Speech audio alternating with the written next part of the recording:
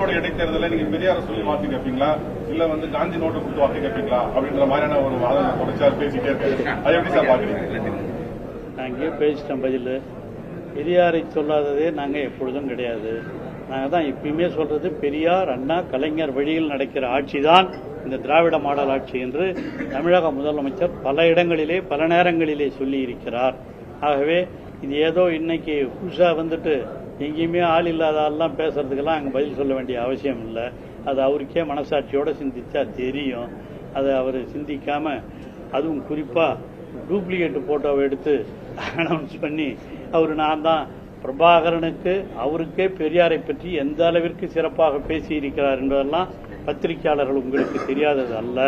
அந்த அளவிற்கு தமிழின் மீதும் திராவிட உணர்வின் மீதும், திராவிடம் என்பது இனம், தமிழ் என்பது மொழி, இந்த இரண்டும் இணைந்து செயல்படுவதுதான் நம்முடைய திராவிட மாடல் ஆட்சி என்று தமிழக முதலமைச்சர் அவர்கள் சொல்லியிருக்கிறார்கள். ஆகவே இந்த திராவிட மாடல் ஆட்சியை யாராலும் தொட்டுக்கூட பார்க்க முடியாது. தமிழர்களினுடைய ஆட்சி, தமிழர்களுக்காக நன்மை செய்கிற ஆட்சி. அந்தந்த நாட்டிலும் மாநிலத்திலும் இருப்பவர்கள் அவரவர்கள் மொழியை வளர்ப்பதிலே ஈடுபட்டுக் கொண்டிருக்கிறார்கள். அதிலே தமிழகத்தை பொறுத்த வரையில் தமிழ்நாடு என்று பெயர் சூட்டுவதற்கு காரணமாக இருந்ததே பேரறிஞர் அண்ணாதான் என்பதை யாரும் மறுக்க முடியாது.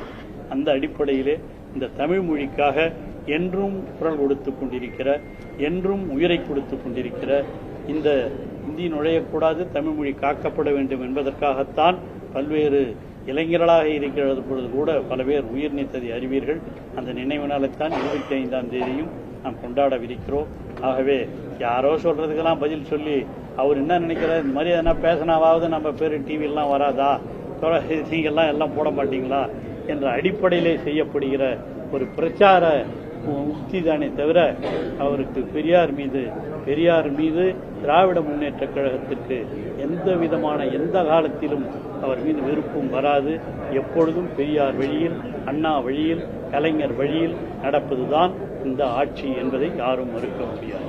திராவிட முன்னேற்ற கழகத்தை ஆரம்பிக்கிற பொழுது கூட அண்ணா சொன்னது பெரியார் வழியில் நடப்போம் என்பதுதான் அந்த வழியில் நடந்தது.